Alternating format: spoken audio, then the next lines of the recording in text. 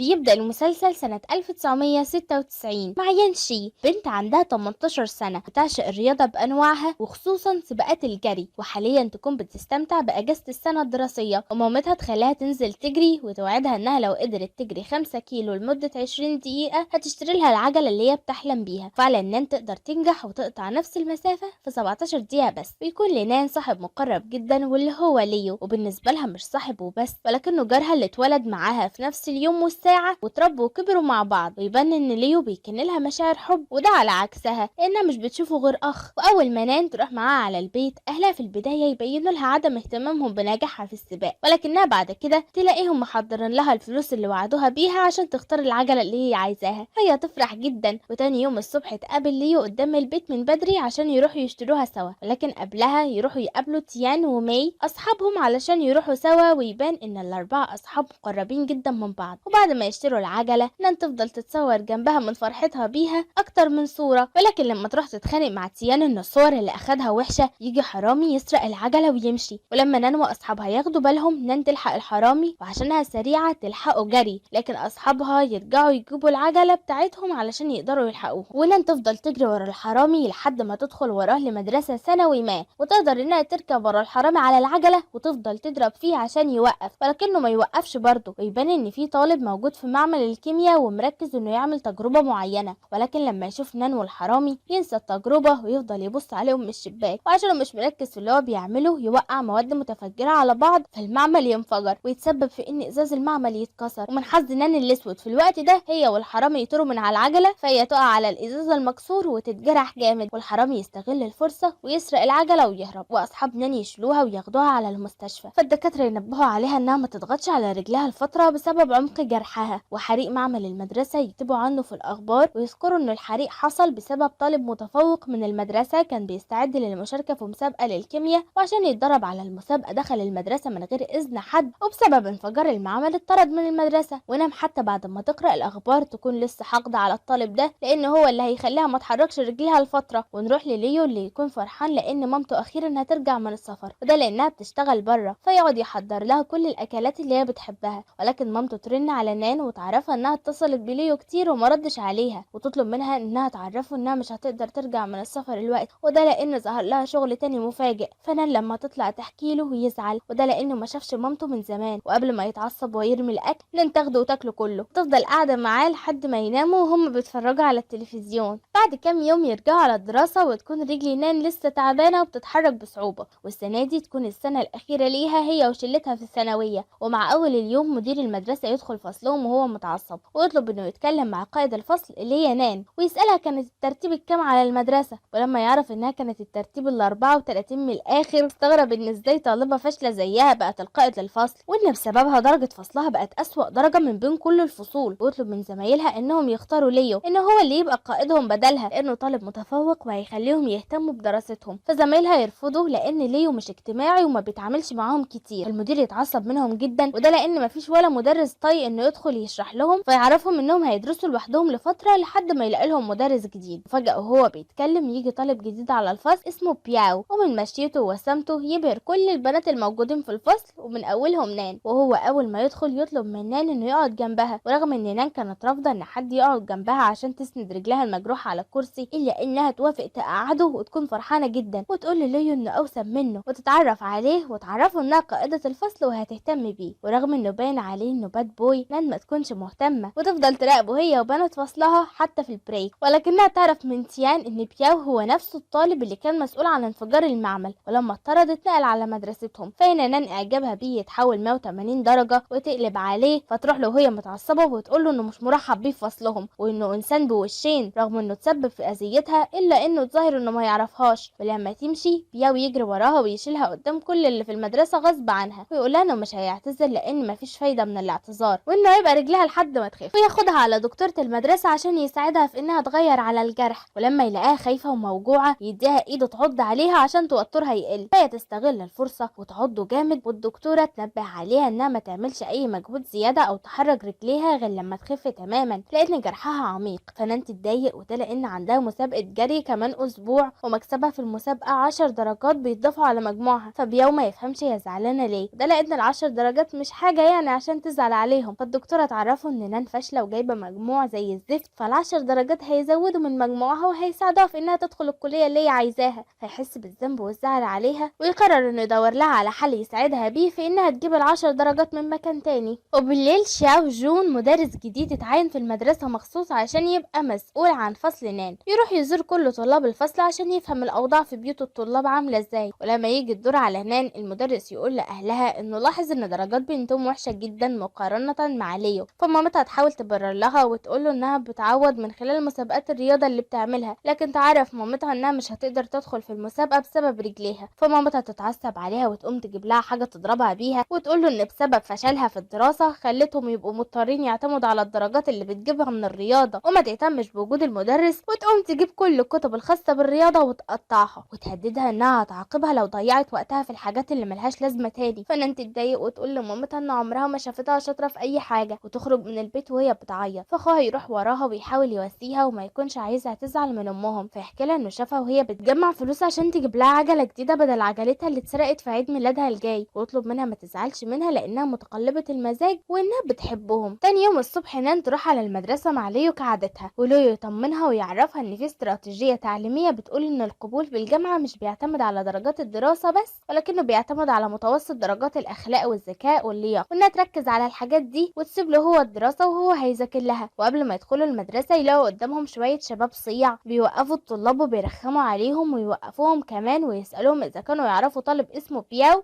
لانهم بيدوروا عليه عشان ضرب واحد صاحبهم فعايزين ياخدوا حق صاحبهم منه. فليو يكون خايف على نان منهم ويقول لهم ان بياو معاهم في الفصل ولكنه جديد وهم ما يعرفوش عنه حاجة. فالشباب يطلبوا منهم انهم يروحوا يجيبوه علشان هيخلوه يركع لهم وهو بيعتذر، ولكن يطلع ان بياو واقف وسمع كلامهم فيخرسهم ويهددهم بالانابيب اللي ماسكها معاه طول الوقت، ويقول لهم انه مش عايز يتخانق معاهم النهارده لان ده هيبوظ مزاجه للدراسة، وانه هيحدد معاهم يوم تاني يتخانقوا فيه. ويروح يشيل نان من وسطهم ويدخل بقى على المدرسة قدام كل الطلاب. فنان تتحرج لما تلاقي الكل بيبص عليها وتطلب منه ينزلها، لكنه يرفض ويطلب منها انها تشاور له على اي مكان عايزة تروحه وهو هياخدها عليه. فعشان تخلص منه تطلب منه يوديها على الفصل. شوية ويلاقوا تيان داخل عليهم من غير الكوتشي بتاعه، ويعرف اصحابه ان شلة الشباب الصيع اللي بره المدرسة هم اللي اخدوه منه بالغصب. فبياو ياخد الانابيب بتاعته ويخرج من الفصل. في نفس الوقت مستر جون يدخل ويبدأ يعرفهم بنفسه بطريقة تقليدية، فالطلاب يضحكوا عليه ويوتروه اكتر ما هو متوتر، وبياو يقدر يضرب عصابة المشاغبين وياخد منهم كوتشي تيان ويرجع. ولكن يلاقي مستر جون بيعلن انه هيغير قائد الفصل وهيخليه هو اللي هيبقى القائد الجديد. فنان تعترض وتقول له انها مش هتسمح لده بالذات ياخد القيادة منها، وترشح ليه هو اللي يبقى القائد بدلها لو مصر يغيرها. فجون يدي لكل الفصل مسألة صعبة على السبورة ويوعدهم ان لو اي حد فيهم حلها هو اللي هيبقى القائد. فليو يقوم يحاول يحلها ولكنه ما يقدرش يكملها للاخر. ولما جون يسأل بياو عليها بياو يجاوب بسهولة من غير ما يجهد نفسه في التفكير، فجون يقرر يخليه القائد. فنان هنا تتضايق جدا وما تكونش طايقاه مهما بياو يتعامل معاها بلطف. وفي البريك تقرر انها تنتقم منه لان بسببه خسرت كل حاجة تساعدها في انها تدخل جامعة احلامها. فتاخد مي وتروح لعصابة المشاغبين اللي بره المدرسة تديهم ورقة وتعرفهم ان بياو هو اللي بعتها لهم، ويكون مكتوب في الورقة انه هيقابلهم النهاردة في مكان معين عشان يضربهم كلهم، ويطلبوا منها تقول له انهم هيستنوه هناك. فنان تروح تطلب من بنت زميلتها انها تروح لبياو وتعرفه ان عصابة المشاغبين مستنيينه في نفس المكان اللي حددته، وانه لو ما جاش يبقى شخص جبان. فبياو يقوم ويروح لهم. بعد شوية المدير يدخل ويعرف مستر جون ان جاله اتصال من الشؤون وعرف منهم ان بياو راح يتخانق مع مجموعة شباب، والمكان اللي اتخانقوا فيه كان مليان بالدم. فان لما تسمع تحس بالذنب جامد، وتعرف مستر جون ان السبب حقدها على بياو هي اللي بعتته ليهم، وتعرفهم بالمكان اللي هي حددته لهم. فجون ياخدها هي واصحابها والمدير ويروحوا على هناك عشان يشوفوه، ويكونوا قلقانين جدا عليهم ولكنهم ما يلاقوهوش ويلاقوا المكان متدمر ويعرفوا انهم في المستشفى. فيروحوا يدوروا عليه ولن تفضل تعيط وتنادي عليه وهي بتعتذر له. فجأة يخرج لها ولما يشوفها بتعيط يهديها ويعرفها انه بخير.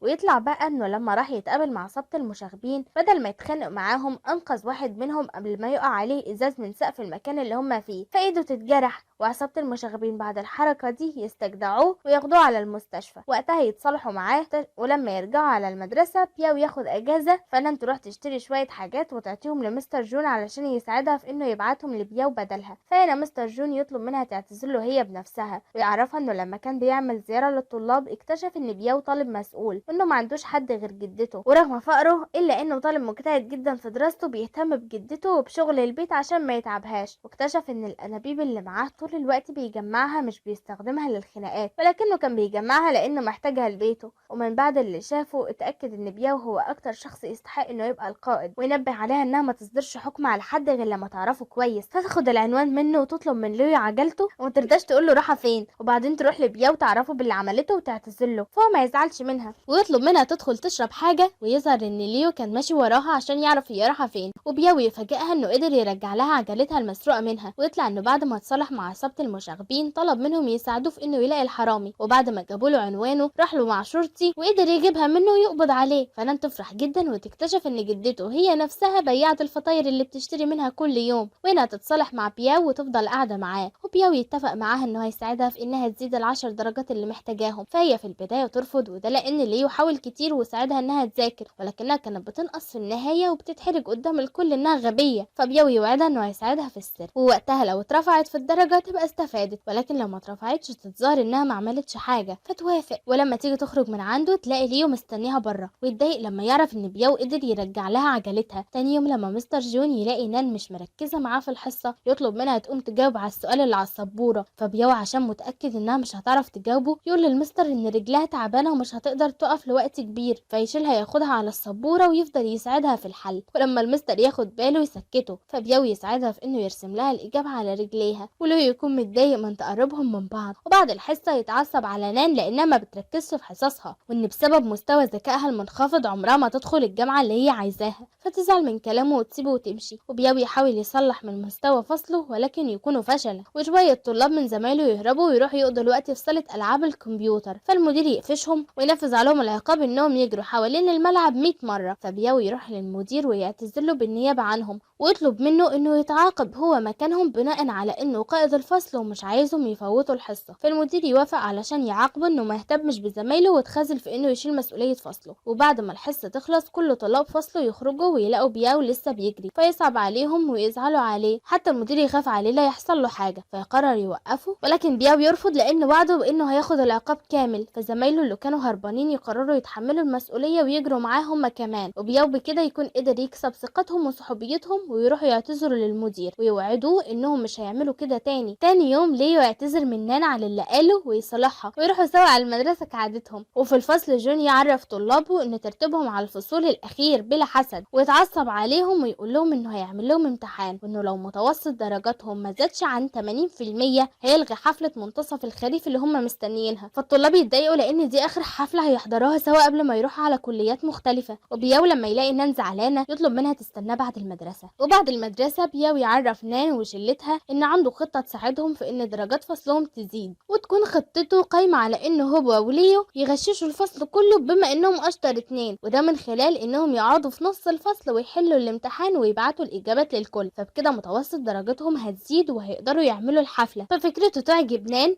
ويوم الامتحان يغششوا الكل في الوقت اللي يلاقوا فيه جون مش اخد باله منهم. ولكن بعد ما مستر جون يصحح يكتشف ان كل الاجابات واحده، فيحس انهم غشوا، فيروح لهم على الفصل وهو زعلان منهم انهم استهزأوا بثقته فيهم، ويقول لهم انه اي نعم ما عندوش خبره كافيه في التدريس، وان ده اول فصل يدرس له، ولكن كان صادق معاهم لدرجه انه راح زار بيوتهم كلهم عشان يبقى عارف عنهم كل حاجه ويعرف ايه هي نقط ضعفهم فيقويها. فالطلاب يزعلوا من نفسهم ويتحرجوا منه، فبياو يشيل هو المسؤوليه لانه صاحب فكرة الغش. لكن نان تقوم تقول للمستر ان بياو اضطر يعمل كده عشان لقاهم كلهم عايزين يحضروا الحفلة. فمستر جون يعرفهم انه هيخلي حادثة غشهم دي سر بينهم، ولكنه هيعيد الامتحان تاني بعد 3 ايام لحد ما يذاكروا كويس، وان كل اللي بيطلبوا منهم انهم يجتهدوا ويبقوا صادقين. فبياو خلال ال3 ايام دول يفضل يذاكر لزمايله ويشرح لهم اي دروس هم محتاجينها. وفعلا يوم الامتحان ينفذوا وعدهم لمستر جون وما يغشوش. تاني يوم وبياو بيشرح لنان درس في الفيزياء تفضل تعصبه بسبب غبائها وانها مش قادرة تفهم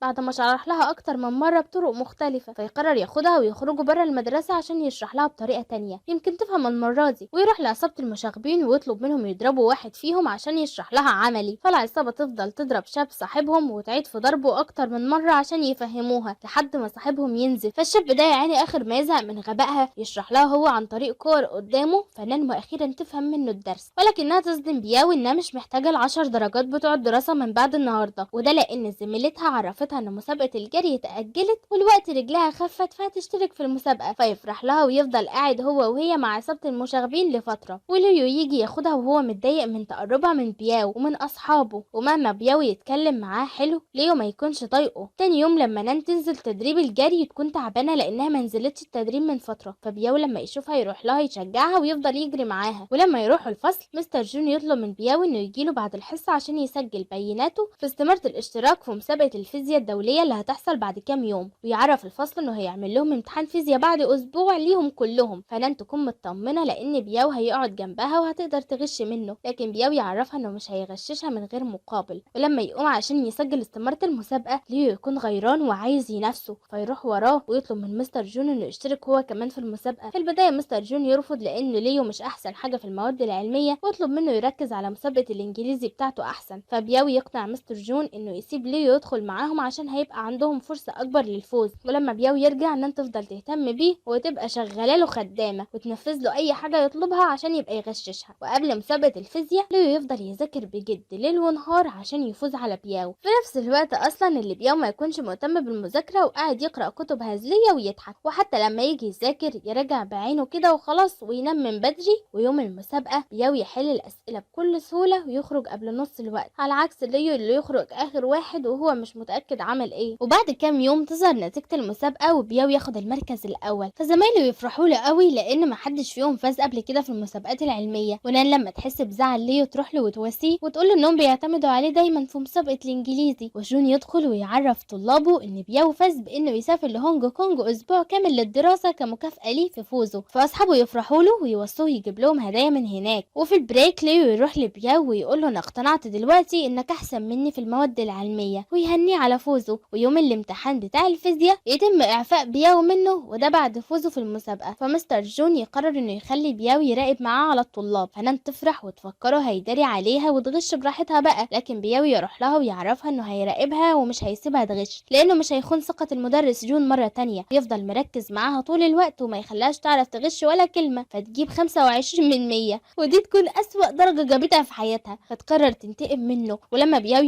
يروح يحضر شنطة هدومه عشان يسافر الصبح بدري، وجدته تكون هتخرج فتطلب منه ياخد باله من الأكل اللي على النار وما ينساش يقفل على حلة الضغط. شوية ماي تتصل ببياو وهي مخضوضة وبتعيط وتقول له إن هي ونان كانوا ماشيين في الحي بتاعه وطلع عليهم الشاب اللي كان ضربه من عصابة المشاغبين وخطف نان ومش عايز يسيبها غير لما يجيله بنفسه، وواحد ياخد منها التليفون ويكلمه ويحذره انه يجي مع حد ولو جه يجي بهدوم البيت. وتطلع ان دي خطة من نان وتخلي صاحب السوبر ماركت يساعدهم عشان تغيظ بياو على اللي عملوا فيها في الامتحان. وبياو لما يجي نان تطلع له هي ومي وتعرفوا انها خدعته وانهم كده متعادلين، واثناء ما يكونوا بيتكلموا يحصل انفجار في بيت قريب منهم وما يعرفوش بيت مين ده وما يهتموش قوي ويهزروا مع بعض شوية ويمشوا. تاني يوم الصبح جون يعرف نان ان المدرسة رفضت طلبها للاشتراك في مسابقة الجري، وده لان بقالها فترة مجروحة وما كانتش بتتدرب، فخلوا طالبة تانية تشترك بدلها، وبكده نان ترجع لنقطة الصفر وترجع لاحتياجها لل10 درجات من اول وجديد. فجون يكون زعلان عليها وينصحها انها تركز في الدراسة وبس، فتبقى محبطة ومهمومة. ولكنها لما ترجع البيت تلاقي مي بتتصل بيها وتعرفها ان الانفجار اللي شافوه امبارح طلع انه في بيت بياو وانه ما سافرش لهونج كونج. فنان تروح له بسرعة وتلاقي مطبخه متدمر وهو قاعد ينظف، فتعيط وتحس بالذنب وتقول له بسبب انها خدعته حصل فيه كده. فبياو يهديها ويعرفها ان ملهاش ذنب وانه امبارح قبل ما يخرج من البيت قفل على النار، لكن جدته رجعت وفكرته في البيت ففتحت تاني على الاكل ومشت. ويعرفها ان جدته هتبات حاليا عند واحدة من الجيران لحد ما يصلح الكسر اللي حصل في السطح، ويطلب منها ما تعرفش حد من زمايلهم لانه بيحب يعتمد على نفسه بس ومش عايز حد يزعل عليه، وينسى سفر لهونج كونج وسط اللي حصل له رغم ان السفر كان حلم بالنسبة له. وتاني يوم نان تاخد مي وتروح له البيت عشان يساعدوه في التصليح والتنظيف، ومن كتر تعب بياو ينام وهو قاعد، فمي ونان ما يرضوش يصحوه لحد ما يخلصوا، ونان تفضل تنضف له ايده ووشه من الدهانات اللي عليه. ولما يصحى يلاقيهم خلصوا وكمان معلقين له ستاره جديده جايبينها معاهم وهم جايين، فيتأثر ويشكرهم. ولما يروح معاهم على المدرسه وقتها ليه ويسأله اذا كانوا جايين سوا، فبياو يكذب عليه ويقول له انهم اتقابلوا، فليه ياخد باله ان على هدوم بياو دهان، وبعد شويه ياخد باله ان على هدوم نان نفس الدهان، فيعرف ان بياو كان بيكذب عليه. ولما يسأل نان ترفض تحكي له. وفي نص اليوم الدراسي يجي طالب من مدرسه بياو القديمه ويطلب انه يتكلم مع ليو، ويكون عارفه من خلال انه شافه قبل كده مع بياو في مسابقه الفيزياء، ففكرهم صحاب، ويكون جاي عشان يسألوا على بياو واذا كان بيواجه مشكله، وده لان بياو جالهم امبارح واستلف منهم فلوس ورفض يقول لهم هو عايز الفلوس في ايه، ويكون قلقان عليه لان عمره ما طلب من حد حاجة، ويحكي له انهم كلهم بيحبوا بياو لانه شخص طيب. وليو يستنى بعد المدرسة ويروح وراه ويلاقيه بيشتري بلاط للسطح وبينقله لوحده، فليو يروح يساعده من غير ما ينطق، وبعد كده يروح معاه على بيته عشان يساعده في رصهم. وهناك ليو يسأله هو ليه استلف من زمايل مدرسته القديمة وما طلبش منهم، فبياو يقول له انه لسه ما اتعودش عليهم وكان هيحس بالاحراج لو طلب منهم حاجة، واثناء ما يكونوا قاعدين يرتاحوا السطح يرجع يقع تاني، وده لان البلاط ضعيف بسبب رخصه. فليو يزعل عليه ويروح يحكي مشكلته لباباه ويطلب منه يساعده. تاني يوم كل الفصل يتجمع ويفكروا في فقرات يعملوها في حفلة منتصف الخريف، ويكون بياو محضر لهم مسرحية يعملوها هيبهروا بها كل الطلاب، ويفضل يجهز الادوات اللي هيستخدموها في المسرحية. ونان على الجنب التاني تكون مضطرة تذاكر عشان تقدر تجيب المجموع اللي هي عايزاه، لكنها ما تعرفش تذاكر لوحدها وما ترضاش تروح تطلب من ليو المساعدة لانه حنين عليها وبتسهل معاها، فتروح لبياو بيته وتترجى انه يساعدها ويذاكر لها هو. فبياو يوافق يذاكر لها كل يوم في السر، ولكنه يكون قاسي عليها وكل لما تغلط يضربها وتعصب عليها، وهي عشانها خايفة منه تكون مضطرة تذاكر. وفي مرة وهم بيذاكروا بره وراجعين يلاقوا ليو مستني عند بيت بياو ويطلب انه يكلمه لوحده ويكون جايب له معاه بلاط، فبياو يزعل ويرفض ياخده منه، لكن ليو يعرفه ان البلاط ده بواقي من المصنع لصاحب ابوه ومش محتاجينه، ويديه كمان فلوس ويطلب منه يرجع الفلوس اللي استلفها من اصحابه في المدرسة القديمة ويسدد له هو براحته لانه مش محتاجهم دلوقتي، ويسيب له الفلوس مع البلاط وياخد نان ويمشي.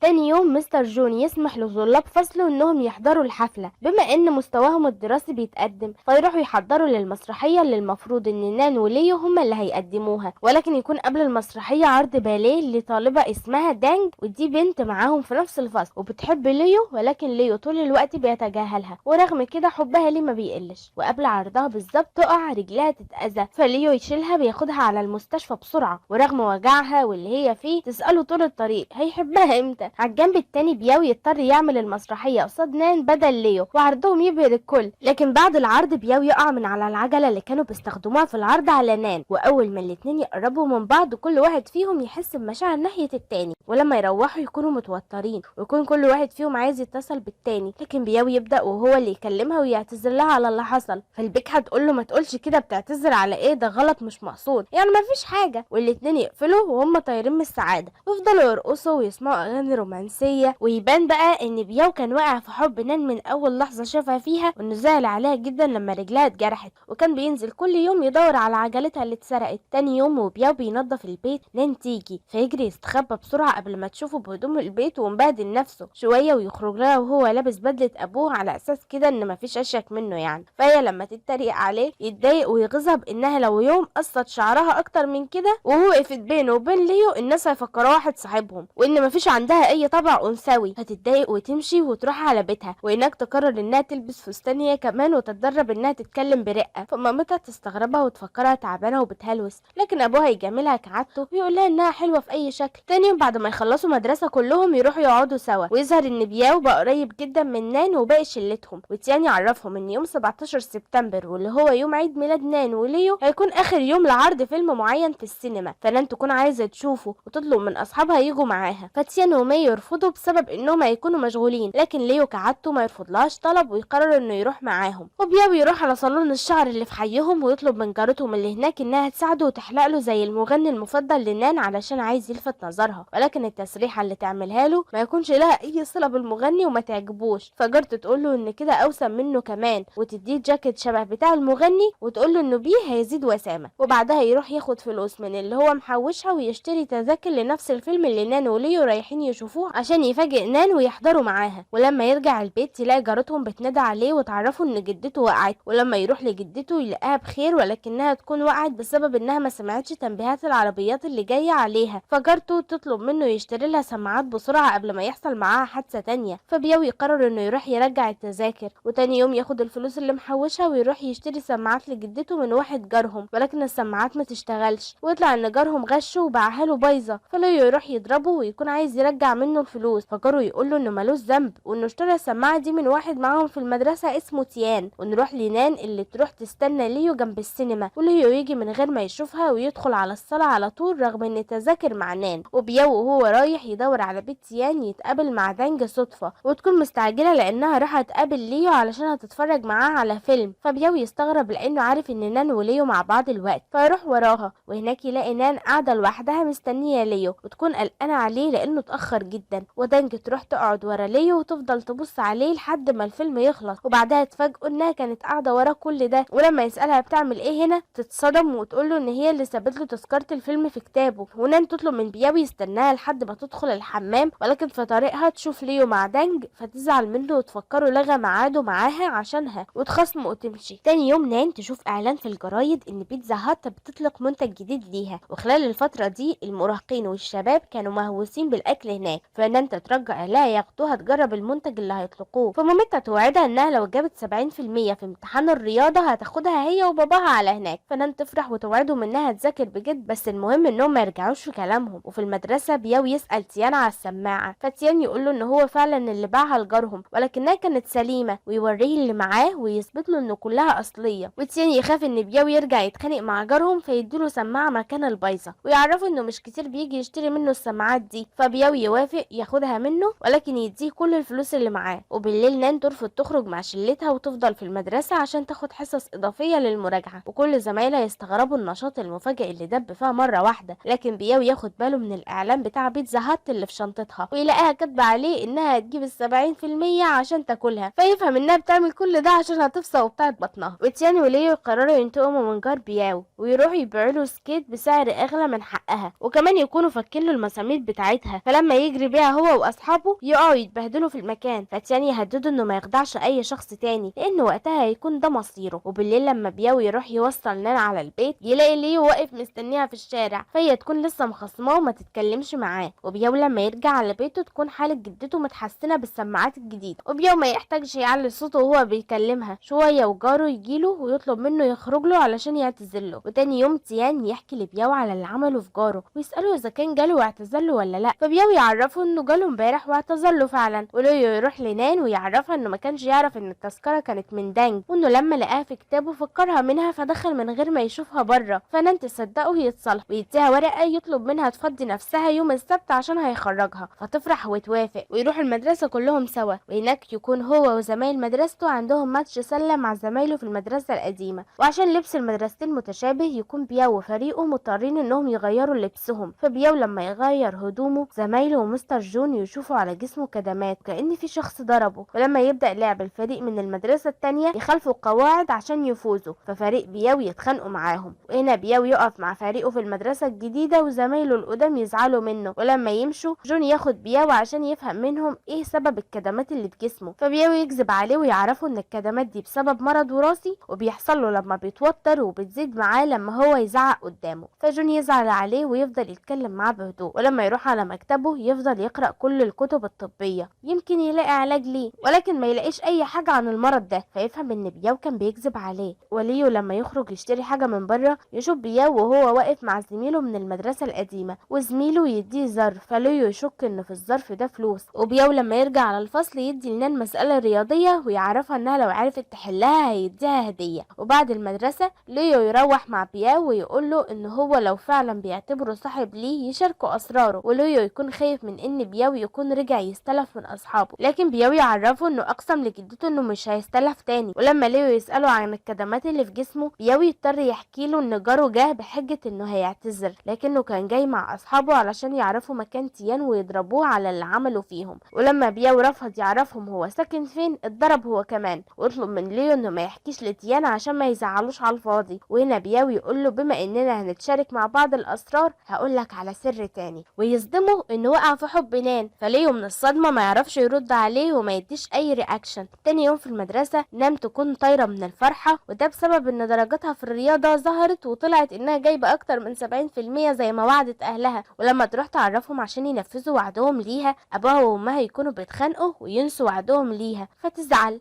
ولما تنزل تقعد في الشارع تلاقي ليو ويفضلوا يتكلموا سوا لحد ما تنسى زعلها وتفكروا ان بكره السبت وهتستناه يجي ياخدها يخرجها زي ما وعدها. واول ما تمشي ليو يفتكر اعتراف بياو ليه بحبه ليها، فتاني يوم يبعت لها رساله يعرفها انه مشغول ومش هيقدر يجي، فتتضايق منه قوي هو كمان، وده لانها ما كلتش اي حاجه من الصبح وكانت مستنياه، لكنها تلاقي بياو جاي لها في نفس الوقت ويعرفها انه جاي يديها الهديه اللي وعدها بيها، فتعرفوا انها ما عرفتش تحل المساله، فبياو ما يهتمش وياخدها على بيتزا هات زي ما كانت بتحلم، ويكون جايب لها اكل كتير ويقول لها ان ديت عيد ميلادها اللي ما قدرش يديها لها قبل كده، فهي تفرح جدا رغم انها ما تكونش فاهمه هو جاب فلوسها منين، ويبان ان بياو دخل شغل معين ومن خلاله بقى بيكسب فلوس كتير. وتاني يوم في المدرسه المدير يدخل ويسال الطلاب مين فيهم المشرف، ولما يعرف ان بياو ونان هما المشرفين يطلب منهم يخرجوا ينظفوا ترابيزين المدرسه، فبياو وهي يفضلوا يلعبوا اثناء التنظيف، فالمدير لما يشوفهم يعاقبهم في نص المدرسه ويشيلهم اطباق من الميه ويهددهم ان لو واحد فيهم وقع نقطه واحده هيزود عقوبته. شويه والمطر ينزل فيفرحوا جدا ويرموا الميه اللي في ايديهم ويفضلوا يلعبوا، لكن فجاه بياو يقع يغمى عليه، ولما يروح لدكتوره المدرسه يفوق عليها وهي بتحاول تديه حقنه، فيخاف جدا ويكون عايز يمشي، لكن نان تلهيه وتخلي الدكتوره تعطيه الحقنه من غير ما ياخد باله، فيفضل يصرخ ويفضحهم. المهم بعد المدرسه بياو يسال ليو اذا كان المفروض علينا يعترف بمشاعره لنان ولا يصبر، فليو يفتكر اليوم اللي مامته انفصلت فيه عن ابوه وسابت البيت، وان يومها مامته مشت من غير ما يقدر يقولها انه بيحبها ومش عايزها تمشي، فيطلب من بياو انه يعترف لها وده رغم حبه ليها. في نفس الوقت يعرفوا من الاخبار ان المغني المفضل ليهم هيجي يعمل حفله في مدينتهم، فتيان يفرح جدا، وتاني يوم هو ونان يعملوا تسريحه غريبه في شعرهم عشان تناسب اجواء الحفله اللي هيحضروها، لكن جون اول ما يشوفهم يتعصب عليهم ويجبرهم انهم يرجعوا شعرهم لطبيعته من تاني. وفي البريك نان وبياو يلموا فلوس من زمايلهم ويروحوا يشتروا تذاكر الحفله، وهناك بياو يرجع يتعب ويفقد الوعي، والمره دي لما يعملوا له تحاليل يكتشفوا انه عنده فقر دم شديد بسبب قله الاكل، فجون يستدعي جدته عشان يعرفها ان بياو ما بيجيبش اكل معاه وبيعتمد على اكل المدرسه اللي هو بيضه ولبن، فجدته تزعل عليه وتعرفه انه بياو كذب عليها وفهمها ان المدرسه بتقدم له وجبه كامله عشان ما تقلقش عليه، فجون يزعل ويوعدها انه هياخد باله منه ويهتم بيه. ولما الجده تروح مع ليو علشان تشوفه،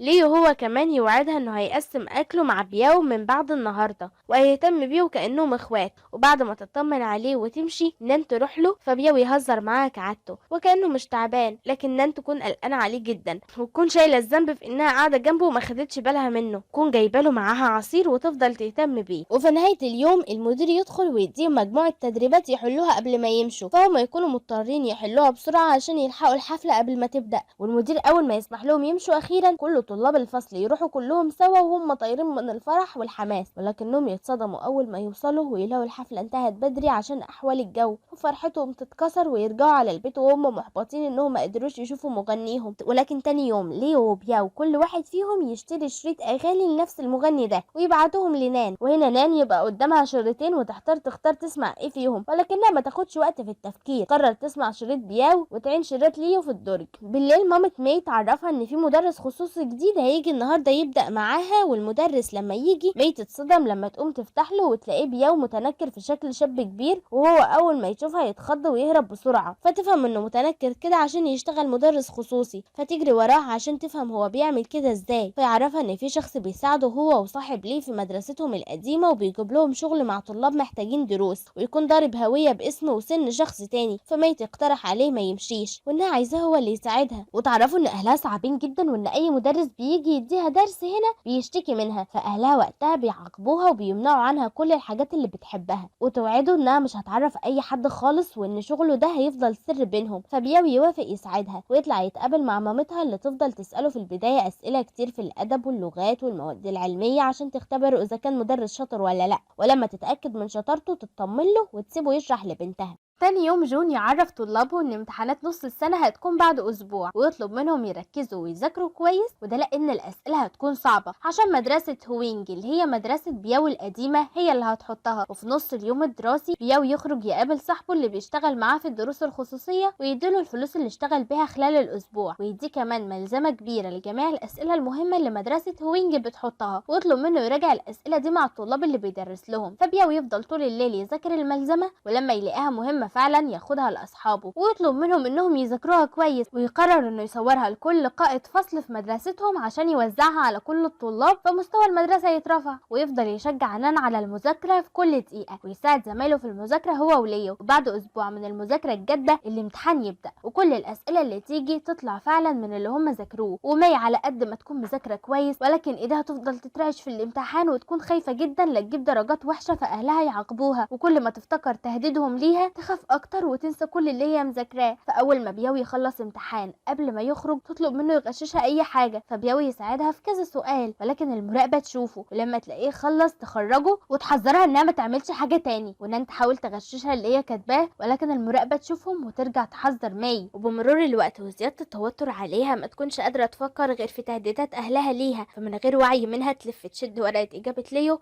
وتغش قدام الكل، وان تحاول تساعد ليو بان تديله ورقة اجاباتها قبل ما المراقبة تشوف ان مفيش معاه ورقة، ولكن المراقبة تكشفهم وتقرر تاخدهم التلاتة على المدير. فمي تتصدم وتقع فاقدة الوعي واصحابها ينقلوها على عيادة المدرسة. شوية مامتها تيجي تاخدها وتمسكها تبهدلها وتعرفها انها مش هترجعها للمدرسة تاني، والمدير يطلب كل اولياء امور الطلاب اللي ساعدوا مي في الغش. واول ما ابو نان ومامتها ييجوا المدير يعرفهم ان نان كانت بتشارك مي في الغش، فلما نان تعترض وتقول له انها حلت بمجهودها وما غشتش المدير يكذبها ويقولها انه شاف امتحانها ومتاكد ان طالبه مستواها مش هتقدر تحل بالطريقه اللي حلت بها لوحدها. فنان تفضل تقسم لاهلها انها ما غشتش ولكن اهلها ما يصدقوهاش فتزعل جدا منهم. وبياوي يفضل يستنى جدته جنب باب المدرسه ولكنها تتاخر جدا فيقلق عليها قوي، فيسيب المدرسه ويروح يدور عليها في البيت، ولكن جارته تعرفه انها مشت من بدري ولحد دلوقتي ما جاتش، فيخاف ويفضل يدور عليها هو وجارته ولكنه برضه ما يلاقيهاش. ومستر جون لما يلاقي جدة بياو ما جاتش على مجلس الاباء يروح لهم، ولما يعرف من بياو انه مش لاقيها يساعده في التدوير عليها لحد بالليل. وفي النهايه بياو يضطر يروح يستناها في البيت وجوني يستناها في المدرسه جنب التليفون علشان لو لقاها يتصل بيه يطمنه. وبعد فتره جدة بياو تيجي على البيت مع ظابط وهي بتعيط ويطلع ان حصل لها فقدان مؤقت للذاكره ونسيت هي كانت رايحه على فين والبيت بتاعها، فبياو يزعل عليها ويخاف ان دي تكون علامات للزهايمر ويفضل قاعد يهتم بيها وينسى يكلم مستر جون اللي ينام في المدرسه وهو بيستناه. على الجنب التاني المدرسه تبعت درجه امتحان نان واللي تكون 85 بسبب ان عمرها ما وصلت للمجموع ده يكونوا لسه شاكين انها غشت، والمدرسه تبعت لهم امتحان تاني ويطلبوا من اهلها يراقبوا عليها. فنان توافق انها ترجع تمتحن عشان تثبت لهم ان الدرجه دي بمجهودها وتحل بكل ثقه وتقدر انها تجيب 90%، يعني درجه احسن كمان من اللي فاتت. فاهلها يفرحوا جدا بيها وبتحسين مستواها فياخدوها هي وليو على بيتزا هات زي ما كانوا واعدينها زمان. وتاني يوم في المدرسه المدير يستدعي بياو وشلته ويتهم بياو انه راح على مدرسه هوينج وسرق اسئله الامتحان ووزعها على زمايله، وده اللي خلاهم يجيبوا كلهم درجات عاليه رغم ان الامتحان كان صعب. فبياو يدافع عن نفسه ويقول للمدير مش معنى انه جاي من مدرسه هوينج يبقى سرق الاسئله، وانه ممكن يكون ساعد اصحابه في المراجعه لانه على درايه باسئلتهم. وفجاه وهم واقفين مستر جون يدخل مع مامة مي، واول ما مامة مي تشوفه تتعرف عليه على طول وتعرف المدير ان بياو اتنكر وهو اللي كان بيدرس لمي. فالمدير يعتذر لبياو انه كان شك فيه واتهمه بالسرقه ولكنه غلط لما احتال على اولياء الامور وادعى انه مدرس وانتهك قوانين المدرسه وانه لازم يتعاقب، ولكنه هيديه فرصه لو شرح له السبب في انه يعمل كده. ولما بياو يرفض يتكلم المدير يصر عليه انه يعرفه لان عقوبته ممكن تؤدي لطرده من المدرسه. فبياو يعرفه انه فقير ومحتاج ضروري جدا للفلوس، فالمدير يزعل عليه ويقرر ما يعاقبوش. ومي تبعت لشلتها جواب تعتذر لهم فيه انهم اتعاقبوا بسببها وتقسم لهم انها ذاكرت كويس، ولكن حصل لها كده بسبب خوفها وقله ثقتها في نفسها وعشانها انسانه ضعيفه ما تستحقش تكون صاحبه ليهم. فنان والباقي يروحوا للحي اللي هي ساكنه فيه وينادوا ان في حريق في كل الشارع، فمي واهلها وكل الجيران ينزلوا من بيوتهم وهم خايفين. فنان واصحابها ياخدوا مي من الزحمه ومن غير ما حد يحس ويروحوا على مسبح خاص تيان ما اجروا ليهم علشان يخرجوا مي من الزعل ويفضلوا يلعبوا كلهم ويهزروا وينسوا الفتره الصعبه اللي عدوا بيها. ولكن تاني يوم ليو يتعب جدا ويسخن ويطلع انه اتصاب بعدوى الجدري. فنان واهلها ياخدوا ليو على بيتهم ويقعدوه في اوضه نان علشان يهتموا بيه بعيد عن ابوه، وده لانهم كلهم اتصابوا بالمرض ده قبل كده وعندهم مناعه ضده. والمدرسه تاني يوم لما تعرف باصابه ليو بالمرض يدوا اجازه لكل الطلاب لمده اسبوع عشان العدوى ما تتنقلش ليهم كلهم. وجون يعرفهم ان خلال الاسبوع ده هو وقائد الفصل هيتوزعوا على بيوتهم كل يوم عشان يدوهم دروس اضافيه. وبعد المدرسه جون ياخد بياو ويوريه بيوت زمايله اللي هيروح لهم علشان يساعدهم في المذاكره ويقول له انه اختار له البيوت القريبه منه وهو يروح للطلاب اللي في الاماكن البعيده ويديه شوكولاته ويطلب منه ما ياكلش في بيوت اصحابه عشان ما يزعجش اهلهم. فبياو يشوف نفسه طالب محظوظ لانه بيملك يشوف مدرس زي جون مخلص لشغله وقدوة للطلاب، ولو يفضل يستغل مرضه في انه يخلي نان تفضل جنبه تهتم بيه، فنان تزهق منه ومن طلباته فتدخله وتفضل تضرب فيه. وبالليل لما بياو يروح يذاكر لنان يقابل اخوها ويساعده في انه يشيل معاه، ولما اهلها يعرفوا ان بياو هو صاحب بنتهم الجديد واللي جاي يذاكر لها تجبره انه يقعد ياكل معاهم، وده لانها متاكده انه بيلف من الصبح على زمايله وتعب من مساعدته ليهم. فيعرفهم ان مستر جون حذره من الاكل عند حد من زمايله، فيقولوا له انه ده مش بيت حد من زمايله ولكن بيت واحده من اصحابه، ويتجمعوا كلهم على الاكل سوا ويفضلوا يتكلموا عن كل الحاجات اللي مروا بيها خلال اليوم ويهزروا ويضحكوا. فبياو يفرح قوي، وده لان اول مره يجرب احساس انه ياكل وسط عيله دافيه وطيبه زي عيله نان. وبعدين يقعد يذاكر هو وهي سوا، وبياو يعرفها انه هيخرج بالليل مع تيان على صاله الكمبيوتر، ويعرفها انهم حاليا يقدروا يتصفحوا على الانترنت ويشوفوا كل الاخبار الجديده اللي عايزين يوصلوا لها. ويفاجئها كمان ان في حاجه دلوقتي اسمها شات، وانهم من خلاله يقدروا يكلموا اشخاص مش عارفينهم من كل دول العالم. فنان تتبهر قوي وتطلب منه تروح معاهم، فيوافق، ولكنه يشرط عليها تفتح مخها معاه وتحل اقل حاجه 10 اسئله في كل ماده، فتتشجع وتذاكر بسرعه وتجاوب على كل اسئلته كمان. فيوعدها انه بالليل لما اهلها يناموا هيجي ياخدها. وبالليل لما نان تخرج تلاقي اهلها قافلين الباب، فتنزل من شباك اوضتها في هدوء رغم كده وتروح مع بياو على صاله الكمبيوتر، ويكونوا مبهورين جدا بالتكنولوجيا اللي كانوا واصلين ليها في الوقت ده. ونان هي وبياو وتيان ينسوا نفسهم في صاله الكمبيوتر ويرجعوا وش الصبح، ولما تصحى تكون مبسوطه وتفضل تحكي ليو على اللي عملوه وقد ايه كانوا مبسوطين. ليو يتحمس انه يخف بسرعه عشان يروح معاهم. وبالليل بياو يروح يصطاد، ولما نان تلاقيه اتاخر تاخد له اكل وتروح له، وتكون عارفه انه قاصد يتاخر عشان محروق يجي ياكل معاهم، وتقول له ان مامتها عملت حسابه وزعلت انه ما جاش. فيوريها سرطان البحر اللي اصطاده وتبخوه وياخدها ياكلوا سوا. وبالليل دانج تهرب بسرعه من البيت قبل ما مستر جون يجي يديها الحصه، وتروح على بيت ليو وتقابله بالصدفه وهو خارج يشم هوا، وتكون عايزه تطمن عليه. فليو ما يكونش عايزها تتعلق بيه ويطلب منها تبعد عنه وما تقربلوش تاني لانه مش بيحبها ولا هيحبها. فدانج تزعل وتكون شاكه انه بيحب نان، فلما تساله يصارحها عشان تبعد عنه ويطلب منها انها تحتفظ باعترافه ده سر بينهم. فهي توافق وتقول له ان مش معنى انه بيحب نان هي هتتنازل عن حبها ليه، وانها تفضل تحبه. ورغم كلامها ده تشجعه انه يعترف لنان وتطلب منه انه يسمح لها تبقى صاحبته وهي مش هتضايقه. فيوافق، وقبل ما تمشي يسالها اذا كانت اتصابت بالجدري قبل كده، وده لانه ما تعافاش بشكل كامل. فهي تكذب عليه وتقول له انها اتصابت بيه وهي صغيره، وتوعده انها تيجي تزوره تاني. ونروح لمستر جون اللي يعني من كتر تعبه ولفه على الطلاب يتعب وينام في الباص، ولكنه يصحى على وش ملائكي ويقع في الحب من النظره الاولى، ويتكلم معاها ويعرف منها انها مدرسه انجليزي في مدرسه هوينج وان اسمها لي باي. وليو بعد ما يخف يروح مع اصحابه على صاله الكمبيوتر علشان يجرب هو كمان التكنولوجيا الجديده اللي وصلوا لها. ولكن هم قاعدين مدير المدرسه يطب على المكان عشان يطمن ان مفيش طلاب من مدرسته هناك، ولكن لما ليو والباقي يشوفوه يهربوا. ولكن المدير يقدر يمسك تيان ويمسكه يهزقه وياخده علشان يوصله على البيت. واول ما يخرجوا من المكان على طول صاله الكمبيوتر تنفجر، فتيان يشوف بكده ان المدير هو اللي انقذ له حياته. ونان والباقي وهم بيهربوا يتفرقوا عن بعض، والحظ نان الاسود عجلتها تبوظ فتخاف جدا، وده لان الوقت متاخر ومحدش ماشي في الشوارع. ولكن واحد يطلع لها ويكلمها بلطف يعرض عليها مساعدته وانه يوصلها. فنان تطمن له وتصف له بيتها وتسيبه يمشي معاها. لكن شويه والراجل ده يقف ويصفر بطريقه غريبه، ولما نان تبص عليه تلاقي شخص منحرف فتخاف وتهرب وتفضل تصرخ. ولكن بياوي يطلع لها ويهديها وبعدين ياخدها يوصلها على البيت. تاني يوم مدير المدرسه يلاقي ان مكتوب عنه في الجرايد انه بطل ودايما بيرشد طلابه المدمنين على الانترنت، وقدر ينقذ واحد منهم من حريق صاله الكمبيوتر. المدير يفرح بالكلام المكتوب عليه جدا. شويه وجون يجيله ويطلب منه يسمح لبياو انه يدخل المسابقه التعليميه اللي هتتعرض في التلفزيون. ولكن مدرسه تانية تدخل تتخانق مع جون عشان عايزه طالبه من عندها هي اللي تشارك في المسابقه. فجون يوري للمدير ان الفايز في المسابقه دي هيكسب مبلغ كبير واللي هو 800 يوان. فالمدير يقرر انه يخلي بياو هو اللي يروح. ومي ترجع على المدرسه وتعرف نان انها اتعرفت على شاب من خلال الانترنت، وانها النهارده بعد المدرسه هتروح تقابله. فنان تحذرها انه يكون شخص مش كويس، لكن مي تكون متاكده انه شخص ذكي ولطيف. وتتفاجئ لما تروح انه شيا واخو نان. ومستر جون يختار انه يروح كل يوم من خلال الباص اللي قابل فيه لي باي. وفي يوم يشوف شابين بيحاولوا يقربوا منها غصب عنها، وجون يا عيني يدافع عنها رغم خوفه ويقدر انه يركبها الباص عشان تمشي هي، والشابين اللي بيضايقوها يمسكوه يموتوه من الضرب. تاني يوم يتم اعلان المسابقه التعليميه في التلفزيون، وبياو يكون ممتاز جدا في الاسئله العلميه. ولكن لما يجيله سؤال في الادب يتوتر، ولكن يفتكر اجابته في الثواني الاخيره لما يفتكر كلام نان عن روايه معينه كانت بتقراها ليل ونهار وسايبه مذاكرتها عشانها. فنان تفرح له، ولكنها تفرح اكتر لما تلاقيه بيشكرها قدام الكل وبينسب لها الفضل الفضل في فوزه. تاني يوم في الفصل جون يزعق لطلابه انهم ما اهتموش بصحتهم خلال الاسبوع الاجازه، وان دنج زميلتهم اتصابت بالعدوى، فليو يفتكر انها جات له وهو تعبان وما خفتش من العدوى فيزعل عليها. وبالليل مي تحاول تعرف من نان اذا كان اخوها اتكلم عنها قدامها في حاجه او لا، فنان ما تفهمش هيتكلم عنها ليه، فمي تفهم ان نان ما تعرفش حاجه. واثناء ما يكونوا واقفين يلاقوا واحد بيصفر بطريقه غريبه، فيخافوا الاتنين قوي، ولكنهم يخافوا اكتر لما ليو وتيان يجوا يخضوهم. والاربعه يروحوا على بيت بياو علشان يحضروا معاه الذكرى السنويه لوفاه مامته وباباه، وبعد كده يكملوا قعدتهم سوا يتكلموا ويضحكوا ويكونوا مبسوطين. تاني يوم يلبسوا لبس تسعيني كده شيك ويروحوا يتنافسوا مع طلاب مدرسه هوينج في التزلج، ويكونوا عايزين يكسبوهم جدا، وده لان مدرسه هوينج اعلى مستوى منهم في التعليم، فما يكونوش عايزين يخسروا قدامهم في التعليم واللعب كمان، ولما يتنافسوا معاهم يقدروا يكسبوهم ويفضلوا سوا يحتفلوا. ولكن لما نان ترجع على البيت مامتها تتخانق معاها على تاخيرها، وده لان في شخص منحرف مطلوب القبض عليه لانه بيخطف البنات اللي في سنها وبيأذيهم، وباباها يعرفها انه علق لها اعلان طلب القبض عليه في اوضتها، ويطلب منها تحفظ صورته كويس عشان لو قابلها تهرب شويه واهلها يخرجوا ويقفلوا عليها الباب كويس. ونان لما تفكر في كلام مامتها تفتكر المنحرف اللي كان قابلها من كام يوم، فلما تقوم تبص على صورته تلاقيه هو، وتلاقي ان مكتوب في الاعلان ان المنحرف بيصفر قبل جريمته. وفجاه النور يقطع في كل الحي فتترعب، ولما تنادي على ليو ينزل يقعد معاها ما تلاقيهوش في البيت، فتخاف وتتصل ببياوي يجيلها، فبياوي يروح لها بسرعه ويقعد لها جنب باب بيتها، فهي تعرفه ان المنحرف اللي قابلته هو نفسه المنحرف اللي الشرطه بتدور عليه. فبياوي يهديها ويطمنها انه جنبها ومفيش حد هيقدر يأذيها، ويفضل يقول لها نكت وقصص عشان يموت رعبها لحد ما يناموا هما الاتنين وهما بيتكلموا. بعد فتره نان تكون راجعه بالليل لوحدها، ولما تروح تركب ما تلاقيش حد معاها غير واحد بس في اخر الباص، ويكون لابس نفس اللبس المنحرف، فتخاف منه، ولكنها تسمع صوت بياو فجأة وتلاقيه بيجري جنب الباص اللي هي فيه ويفضل يغني لها، فهي تفرح وتطمن وهو جنبها. واول ما تنزل من الباص تلاقي ليه هو كمان مستنيها، فبياو لما يشوفهم سوا يطمن عليها ويروح هو، ولكن بياو وهو في طريقه لبيته يشوف طلب الاعلان عن المنحرف، واول ما يشوف صورته يلاقيه نفسه اللي كان راكب مع نان، فيخاف عليها ويقرر يرجع لها لان مفيش حد معاها في البيت. في نفس الوقت نان تسمع صفارة المنحرف ويطلع انه في بيتها، ونان اول ما تشوفه تقفل على نفسها باب اوضتها في هدوء تحاول تهرب من الشباك، ولكنها تشوف بياو فتعرفه بصوت واطي ان المنحرف عندها، فبياو يطلع جري عشان يمسكه ولكنه يهرب، فبياو يجري وراه. وقتها يقابل ليو وليو يساعده في انهم يقبضوا عليه ويسلموه للشرطه، فبسبب موقفهم الرجولي ده وشجاعتهم يتكتب عنهم في الجرايد، ومستر جون وزمايلهم يفتخروا باللي هم عملوه. ومي تروح تقابل شياو اخو نان، فهو يفكرها جايه تقابله عشان تطلب منه ما يعرفش نان بانهم كانوا بيتكلموا، لكنها تطلب منه يساعدها ويجي يذاكر لها في البيت، وده لانه على عكس نان طالب جامعه وممتاز جدا في دراسته، فيوافق. ومامتها لما تتكلم معاه تثق فيه جدا ان هو اللي هيشرح لبنتها. تاني يوم جون يقفش فصله وهما بيخرجوا من المدرسه في نص اليوم الدراسي، ويعرف منهم ان عندهم مسابقه سله مع طلاب مدرسه هوينج، فيعترض ويكون عايز يدخلهم المدرسه تاني عشان عندهم حصص كتير مهمه، ولكنه لما يعرف منهم ان لي باي مدرسه الانجليزي هي اللي هتحكم على طلاب مدرستها يرجع في كلامه ويوافق انهم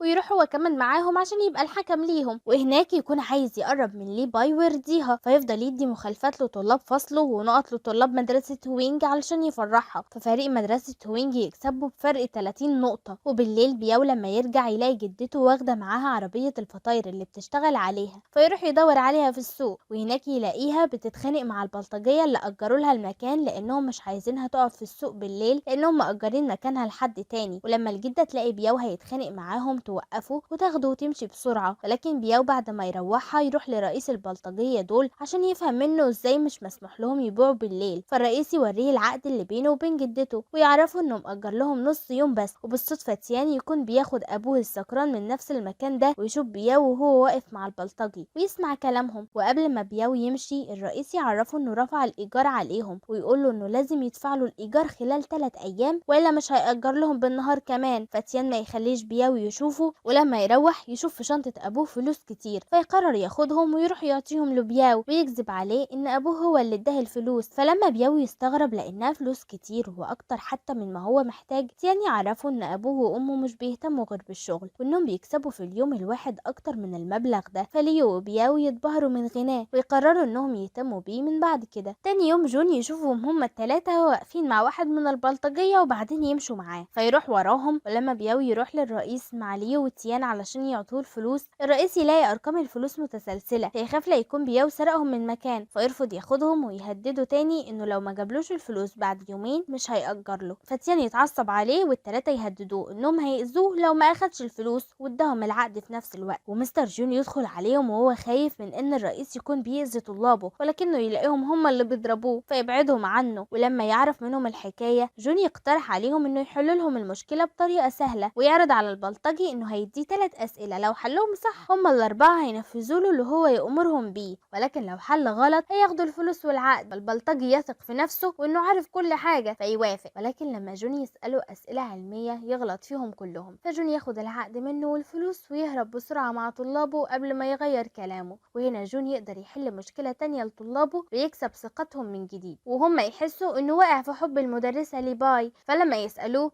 هو يعتبرهم زي اصحابه ويعترف لهم انه واقع في حبها من اول مرة شافها فيها. وابو تيان لما يكتشف سرقته ليه يضربه. فتيان يزعل جدا ويقول لابوه انه سواء هو او مامته مش بيهتموا بيه ولا بيحبوه ربع ما بيحبوا الفلوس، ويسيب لهم البيت ويمشي ويبات يومين بره ما بين صالات الالعاب وصالات الكمبيوتر. ويرجع المدرسة وهو باين عليه التعب والارهاق من قلة النوم، ويكون عنده حصة كيمياء ولكن ما يركزش مع شرح مدرسته. ولما يبدأ يعمل تجربة بنفسه ويحط كميات زيادة من المواد فتجربته تنفجر ونتيجة لده يتصاب في رقبته. ولما يتنقل على المستشفى الدكتور يعرفهم انه لازم يعمل عملية لان ازاز الانبوبة اللي كان بيشتغل فيه اخترق رقبته، ويكون عندهم مشكلة ان فصيلة دمه نادرة وخايفين ان عمليته يبقى فيها مضاعفات ويحتاجوا لدم. فابوه يخاف جدا عليه لان فصيلة تيان نفس فصيلة مامته، ومامته في الوقت ده مسافرة في شغل. ولكن لما مامته تعرف توقف كل شغلها وتاخد طيارة خاصة وتيجي بسرعة علشان يعملوا العملية. فلما تيان يشوفها يفرح ويعرف هي قد ايه بتحبه، ويحس بس انه اتسرع واتهم اهله انهم بيهتموا بالفلوس اكتر منه. ويعدي وقت وتيان يخف ويرجع للمدرسة تاني. وخلال الفترة دي الطلاب يجهزوا نفسهم لامتحان جديد، وبياو يفكر انه يعترف بحبه لنان، ولكنه يلاحظ ان نان وليو قريبين جدا من بعض وان الاتنين عندهم حاجات متماثلة، فيبدأ يحس بالغيرة. وبالليل وهم مروحين سوا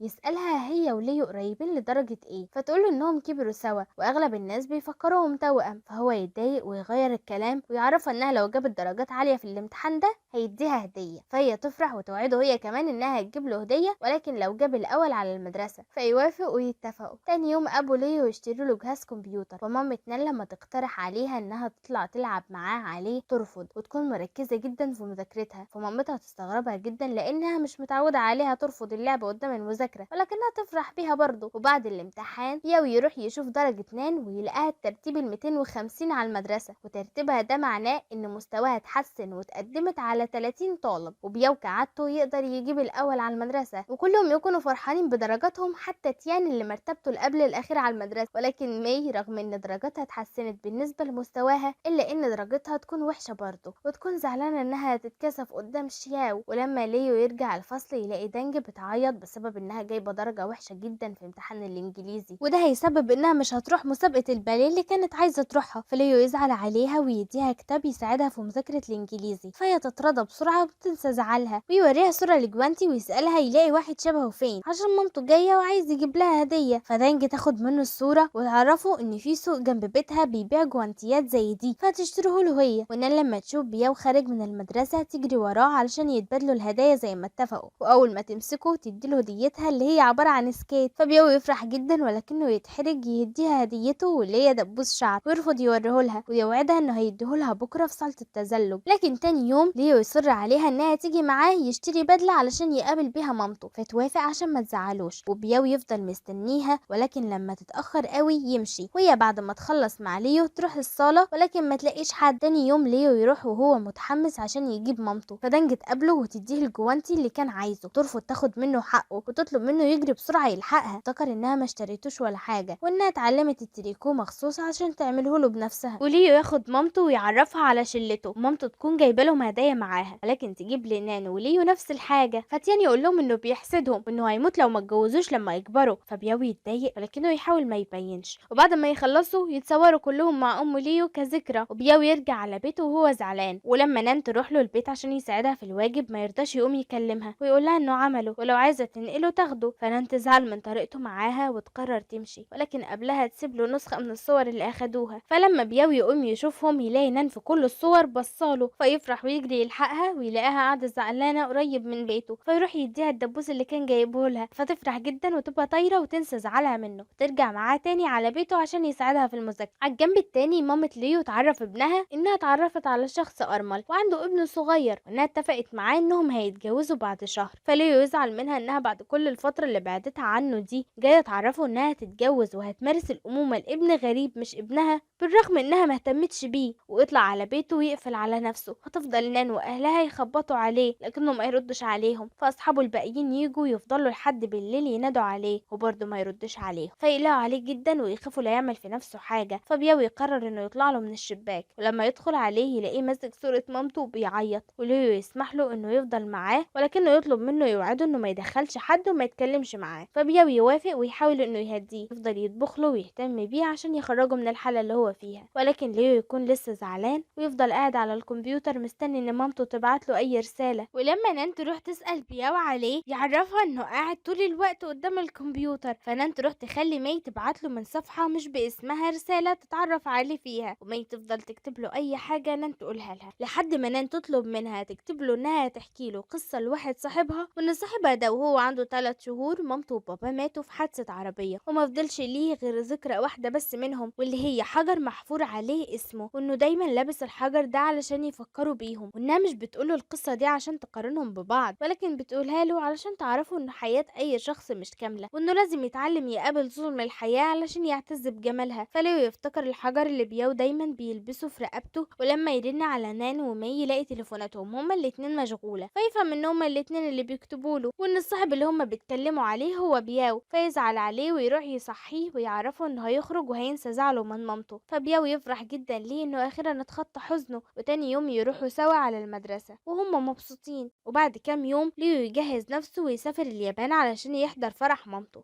وتاني يوم جون يستدعي اولياء الامور عشان يتكلم معاهم عن مستوى اولادهم الحالي ويعرفهم ايه نقط قوتهم وضعفهم، ده لان امتحان قبول الجامعات قرب جدا. فمامة مي لما تشوف امتحانات بنتها تتضايق منها جدا، ومن توتر مي وخوفها منها تتعب، فمامتها بدل ما تحتويها تقسى عليها وتمشي وتسيبها. وابو نان لما يروح يتكلم مع جون يعرفه انه مستوى نان متحسن كتير قوي خاصة في مادة التاريخ، ولكن رغم كده مجموعها مش مناسب انها تدخل جامعة بتقييم عالي، وانها لازم تجيب مجموع كبير في امتحان القبول عشان تقدر تقدم على جامعة كويسة. ومامة نان لما تعرف تتعصب على نان وتخانقوا خناقة كبيرة سوا، فنان تخرج من البيت وهي حزينة لان رغم اجتهادها وتعبها رجعت واجهت الفشل تاني، وتروح لمي ويفضلوا الاتنين يواسوا بعض. وبياو يلاحظ ان جدته بقت بتنسى بشكل مستمر ودايما بتذكر اسماء اشخاص من الماضي، فبياو يقلق عليها وياخدها على المستشفى، ولكنه هناك يعرف ان جدته في المرحلة المتوسطة من مرض الزهايمر، فيعيط عليها وياخدها ويروح. تاني يوم ليو يرجع من اليابان وهو كمان يشتري هدية لنان دبوس شعر، فنان كده يبقى قدامها دبوسين، واحد منه والتاني من بياو، فتختار انها تعين بتاع ليو وتلبس بتاع بياو. ويعدي وقت ونان تكون مكتئبة ورافضة انها تذاكر، ده لانها شايفة انها تتعب نفسها على الفاضي. خلال الوقت ده مامتها يحصل عندها مشاكل في الشغل فيخرجوها معاش مبكر، هتزعل جدا ولكنها تقرر متعرفش نان عشان ما تزعلهاش وتلهيها بمشاكلها عن المذاكرة. وفي الوقت ده ليو يجي ويعرفهم ان نان ما جاتش على المدرسة النهاردة وما شافهاش من الصبح، فاهلها يقلقوا جدا ويتوزعوا يدوروا عليها، ولكن في النهاية يلاقوها قاعدة عند تيان تغني وما تكونش عايزة تروح معاهم لانهم بيضغطوا عليها انها تذاكر، وهي مش عايزة ولا تروح المدرسة ولا تذاكر من النهاردة. فاخوها يتعصب عليها لانه مش عايز مامته تزعل اكتر ما هي زعلانة، فمامته توقفه وتقول لنان انها لو عايزة تفضل تغني هي مش هتمنعها، ولكن عايزاها تفكرها ان هي وابوها كانوا دايما بينفذوا لها كل طلباتها عشان يشوفوها سعيدة. رغم كده هي بتضايق لما هما بينصحوها وتقول لها سواء حابة تدخل جامعة او لا هما يسيبوا لها الاختيار، ولكنها لو ندمت على اختيارها ما تتكسفش من انها ترجع لهم عشان تنفذ نصايحهم لانها دايما هتكون الخير ليها. ولما تمشي نان تتضايق ولكنها برضو تكابر وما تروحش تعتذر لها. على الجنب التاني بياو يفضل يهتم بجدته اللي حالتها بتسوء كل يوم عن التاني، فيقرر انه يبيع هو الفطاير مكانها. وتاني يوم قبل المدرسة لما يبدأ الشغل شلته واصحابه من المدرسة القديمة يساعدوه في تحضيرها وانه يبيع كمية كبيرة، ورغم كده الفلوس اللي تجيله من الفطاير ما تكفيش مصاريف البيت وعلاج جدته، فيقرر يدور على شغل تاني. وخلال الفترة دي يبطل يخرج مع نان وباقي اصحابه ويكون مشغول طول الوقت. وبعد المدرسة نان تشوفه خارج مع واحدة تتضايق وتفكر ان بياو بيحب دي، فتروح وراهم تراقبهم، ولكن بياو يشوفها ولما يسألها هي ليه ماشية وراه تنكر وتقوله انها كانت ماشية هنا بالصدفة بالصدفة وتسأله وهي بتعيط ومتوترة إذا كانت البنت دي حبيبته، فهو قبل ما يرد عليها البنت اللي معاه تناديله فنان تمشي وهي حزينة،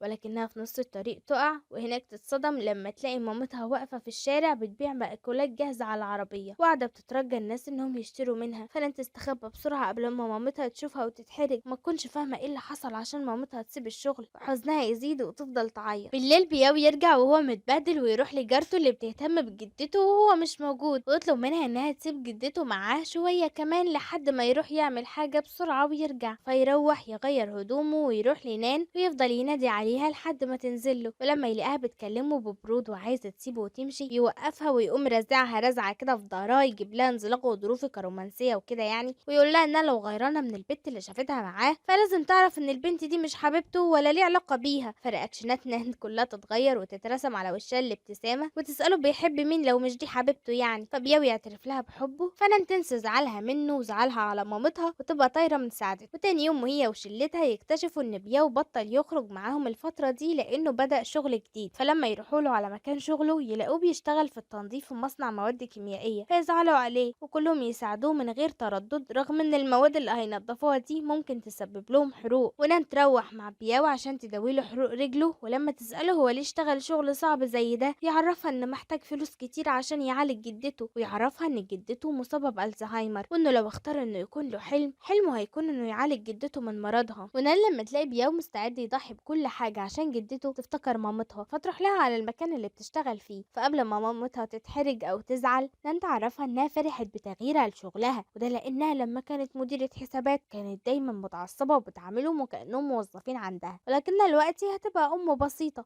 ومش هتفرض عليهم اوامرها. وتعرفها انها عايزه تساعدها في الشغل زي ما بيساعدوا جدة بياو، فمامتها تفرح قوي بتقبلها لشغلها الجديد. ونان تقرر انها ترجع لمذاكرتها وما تستسلمش، غير انها تفضل تساعد مامتها في شغلها الجديد وشغل البيت جنب مذاكرتها، وكمان تساعد بياو في انها تهتم بجدته وتتغير كتير للاحسن. وليو لما يلاقيها هي وبياو حبهم متبادل يقرر يستسلم في حبه ليها ويعطي فرصه لدانج انها تقرب منه ويبقوا اصحاب ويساعدها في مذاكرتها. ونان مع اجتهادها وتحسين مستواها الدراسي تتفاجئ ان حصل اعادة هيكلة لمسابقات الجري ويبقى مسموح لها انها تسجل في المسابقة، فتفرح قوي وده لانها لو قدرت تكسب في مسابقة الجري جنب انها تجيب درجة عالية هتقدر وقتها تدخل افضل جامعة في الصين.